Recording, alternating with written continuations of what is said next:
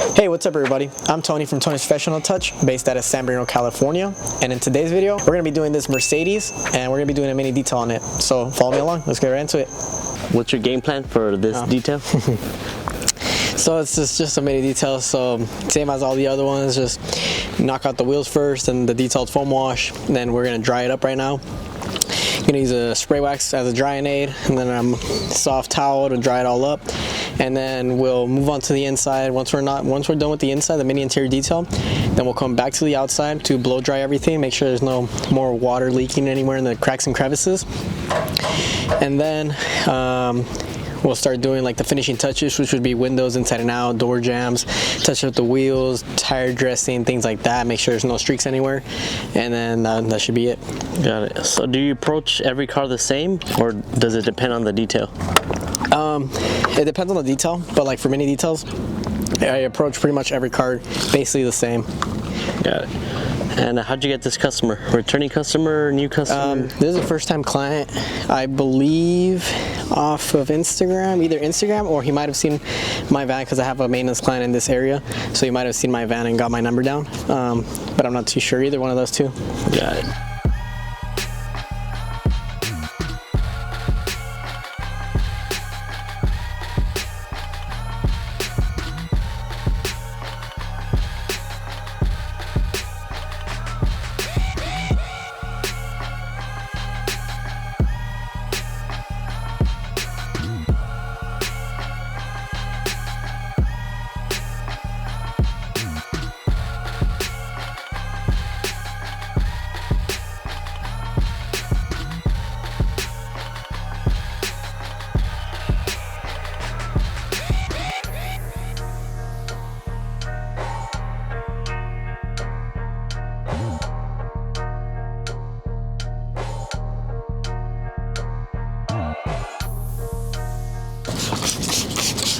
So did those water spots come out? We'll see right now after I dry it all up. So did they, like after you dry it up, they reappear, or? Well, I don't know if they came off. I just have to like dry it and make sure, because I seen them on the wheels still there a little bit, so it might leave like a small trace. But honestly, it looks like it turned out better than, oh no, they're still there. If you look closely, you can see them and you can feel them. So yeah, after it dries up, you'll be able to see like how it looks after a wash. But yeah, these water spots did mess up the clear coat, so they're not gonna be coming out with just a regular wash. So that'd be like an upsell opportunity, like hey. Yeah, if they wanted to get it taken care of, I'll let them know. It also needs a clay treatment like the rest of the vehicle. It at least needs a level 1 to get it like looking decent, shiny, and smooth again. So there's those two things that can be taken care of. But again, that all depends on the client and what their wants and needs are. Has it been windy all week or just today? Kind of all week. It started getting really, really windy like yesterday or 2 days ago. Like last night, dude, when I was working on the Subaru for the wheels, the garage was like you could hear the wind just hitting the door like loud as heck. I was like, Jesus Christ, dude. So when it's windy, do you lose customers or no? Or just when it rains? Well, I don't really like working in the wind, because like, I don't know if you noticed on the Tesla, by the time I got back to the outside, it was already all dusty. Yeah. And even when I turned it in, like I wiped it all down. I blew. The good thing is like when I blow dry it, like a lot of that dust went off because like I'm putting the spray wax and stuff, so it's like a little bit like dust repellent. Yeah. So when I blow dry it, it blows some of that dust off, but it's still annoying because especially when their cars are staying outside, it's gonna get dusty again. Yeah. And I don't like it, and I'm pretty sure they don't like it, but... So have you ever had a customer complain like, hey, you just washed it, but it's already dusty? Only once, but like most customers understand, they're like it's out of my control, what am I gonna do? Freaking tell the wind, hey, stop, bro. This one's not gonna listen to me, he don't care. So Tony, how's the job going? Pretty good. Pretty good? I think we're on track, kind of. We got like about an hour left to knock out the inside and then do the finishing touches. Got it. This was a mini detail, you said? Yeah. First time client mini detail. Cool.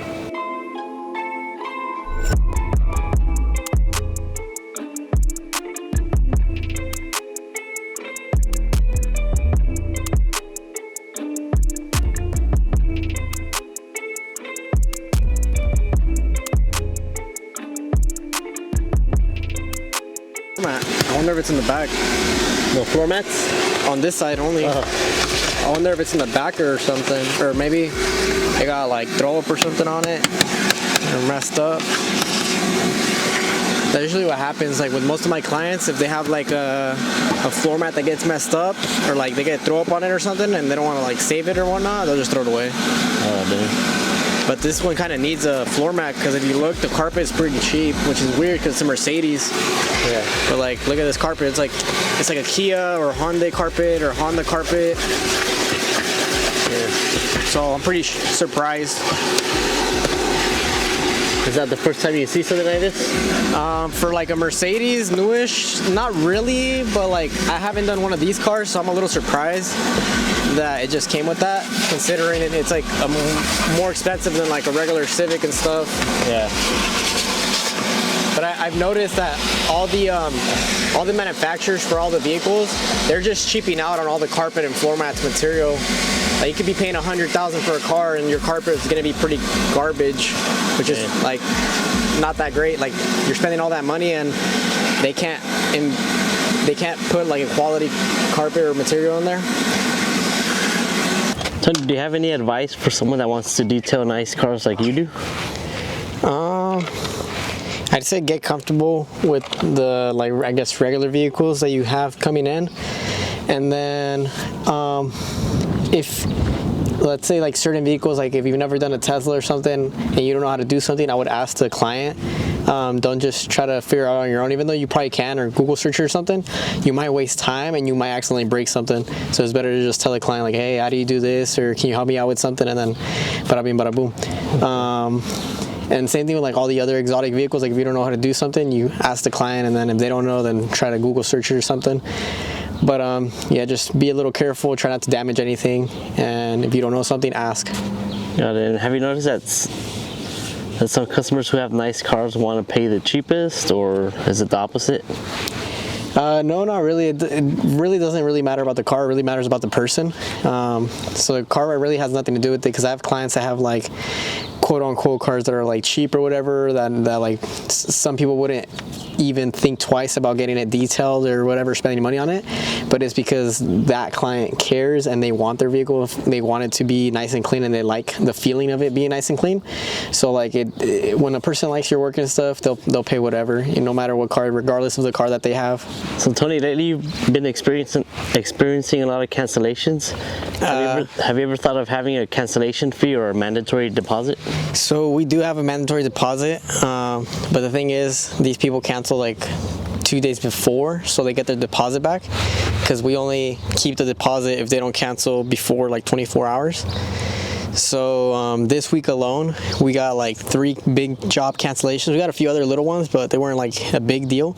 But these other 3 ones, they were like big packages, so it was really hard to try to fit people in and fill up the whole day. So like one of the jobs was a new vehicle protection package on a dually. That was a full one day job for $1,250. So that's $1,250. And then we had another big job, a full interior detail with the extra foam wash and stuff. That was $400. And then we had another one, full interior with the extra foam wash, for another $400. All those 3 canceled, so that was like over $2,000 of like projected revenue that was canceled for this week alone. Dang. So it was like really hard to try to fill that back up to that same type of like estimated or projected revenue. Yeah. So how do you handle it when people cancel on you? You try to book. Yeah, just try to book someone else in as soon as you can, because especially when it's like 2 days before, it's kind of a little tough to try to book in that same type of package, because like usually we get a lot of people hitting us up for like mini details and stuff, and we can fill them up, but like I'd rather not. I would prefer filling up with like a bigger detail package. So that's like the only bad part. Yeah. And have you thought of having like a non-refundable deposit? Not really, because I feel like it scares a lot of people away. But like our type of deposit system is like, it's non-refundable if you try to cancel before 24 hours. But if you cancel like 24 plus hours before your appointment, so like a day and a half before or something, then you get your deposit back. Yeah. So how often do customers ghost you, and do you take it personal? It's not really often, and I don't really take it personal, but like I definitely keep that in mind for next time that they try to book an appointment. I'll like if they book an appointment and then they don't show up or they ghost me or they don't text back or give me a heads up or anything, I'll definitely either charge them like half or full deposit for the next time they try to book an appointment, and then it's like non-refundable. Like if you don't show up or if you cancel, like even if it's 48 hours before something, like I'm keeping, especially like if they've done like something in the past, like something like that in the past where they don't show up or something, then like yeah, just I guess I can kind of keep it personal. I'm like, nah, I don't mess with that. You know, I take my time seriously. Yeah. So, yeah. So is there any way that you can tell that someone is not taking it seriously and that they're about to cancel, or do you just kind of go with the flow?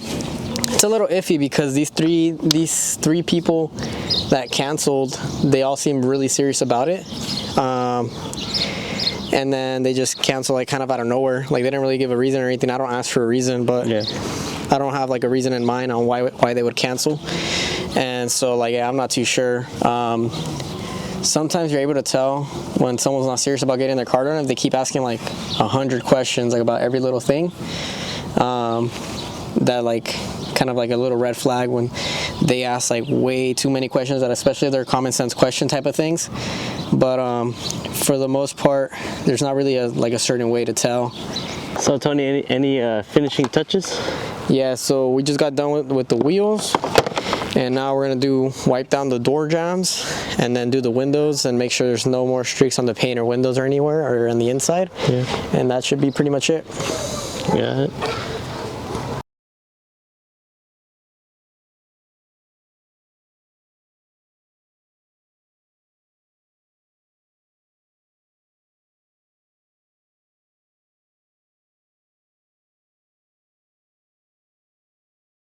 So Tony, for this detail, how much did you make today? For just this one? Yeah. This one's $100. $100? Yeah. For this Mercedes mini detail, $100 for cars, $120 for trucks and SUVs, and then $140 for extra large trucks and SUVs or lifted vehicles.